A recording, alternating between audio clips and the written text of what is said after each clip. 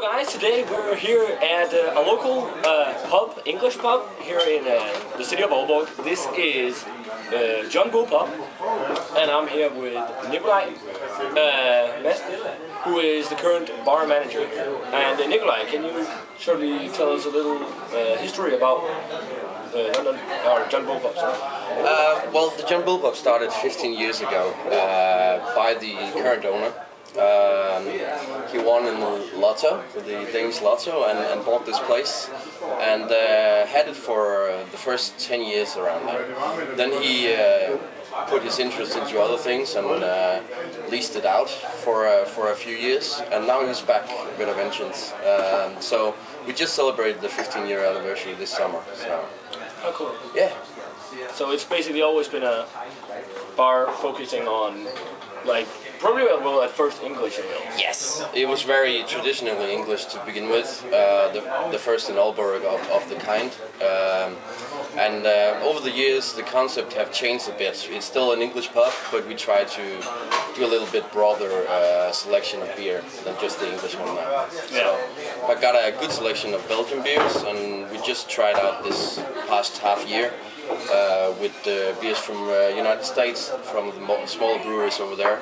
And yeah, people seem to like it, so I don't think we're going to stop with that. Yeah, well, that's great, because that was the next question I had. It was about the selection. You've been starting to focus not only on just proper beers for like every man, maybe a person who isn't too much into craft beers and specialty beers, but beers now for the beer geeks. Yes. What's the idea behind that? Well, the idea is simply just to try something different than we normally had, and we had the opportunity to get a new supplier in who has the focus on American beers. We did the American tasting here in September, and it was basically with that we ordered some different kinds in to try out, and everybody seems to like it, and yeah, we're gonna continue with that. And from the new year we'll have 5 different bottled beers that's gonna change. Just gonna buy a small batch of each and change it when they run out. Oh, so having like a rotating. Yes, yes. Instead of just having the fixed ones that change like half a year or something, we might only have a beer for a month, maybe 2, depending on how fast it sells. That's a really cool idea. Yeah, because I think that's kind of like the only place in Aalborg that has that currently. I mean, some place like the Wolf only focus mainly in English and Belgian beers. Yes, yes, that's that concept. Yeah. Well, we get a lot of people in here asking to try new and exciting stuff. Not only just the beer geeks, but also the regulars wants to try new stuff. And yeah, so we're going to do that with the 5 beer selection on the card. But we also have a monthly draft beer that's going to change every month.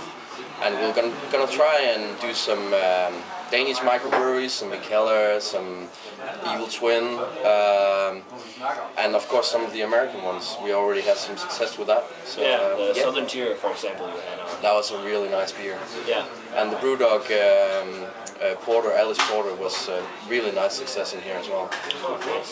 It ended up being only a 14-day beer, not a monthly beer, so that's good. Well, that's nice. That just shows that people are ready for an evolution in taste. Yes, yes. It's just a matter of how you serve it to people. I mean, don't introduce it as an extreme beer, or like just focus on what qualities it have for the general public in here. And I think we're gonna try in January with the Rogue Hazelnut Brown Nectar. It's been a while since we had a brown ale, a proper brown ale in here, and it's got such great reviews, so I think people will like it here as well. Yeah, well, it's a pretty good brown ale. Yes. I hope they will. Last year, there was this contest in Aalborg. They started, the Visit Aalborg started a whole new concept called Pub Crawl, or what is it? Visit Aalborg? Beer Walk. Well, Beer Walk, yes. Where you could buy a small tasting glass, where you could go around to the different pubs in Aalborg and try some of the draft beers. Yeah. And the people could choose themselves to elect or nominate their favorite pub. Yes. And last year of all the nominees, you won Pub of the Year. Yeah, that's true. That's true. So how did that do anything for the pub? Well, we tried to exploit or at least take advantage of the title. So we had banners outside saying we won and stuff, and people seem to really connect to that concept. Whether or not it increased our sales is a little harder to say, but what we can say is that from last year to this year, there's been a hugely increase in the number of people on the beer walk. So the concept is solid.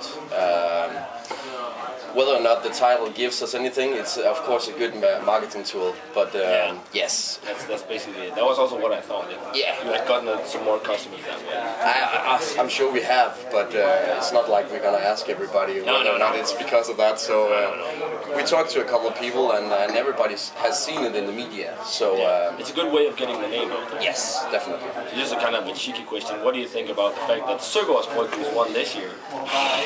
Well, since this is going out to the masses, I probably better keep my opinion to myself. But no, I didn't think that was fair, to be honest. Yeah, I mean, not that broad a selection. No. Mainly their own beers you can get and the stuff they contract with. Yeah. So kind of unfair in that sense, but hey, it's what the people decided apparently. So yeah. That's fair enough. We just have to do better again. Congratulations to them.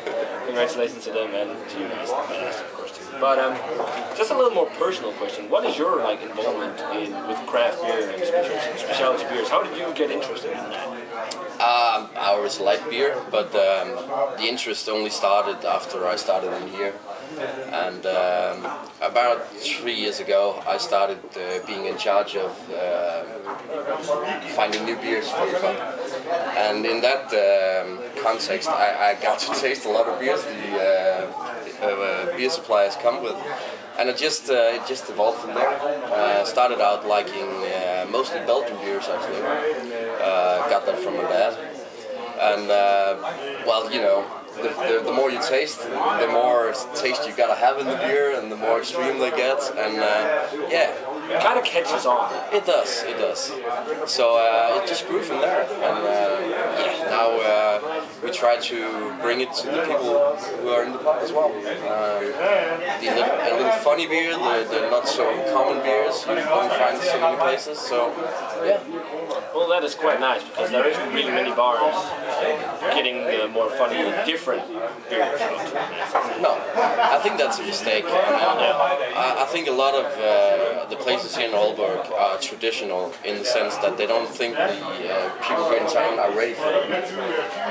But what we can tell over the last year is that people are definitely ready for it. Maybe not for an all-exclusive specialty beer place, but definitely for some at a time. Nikolaj, for the short interview. You're welcome. And yeah, guys, we will see you later. Cheers.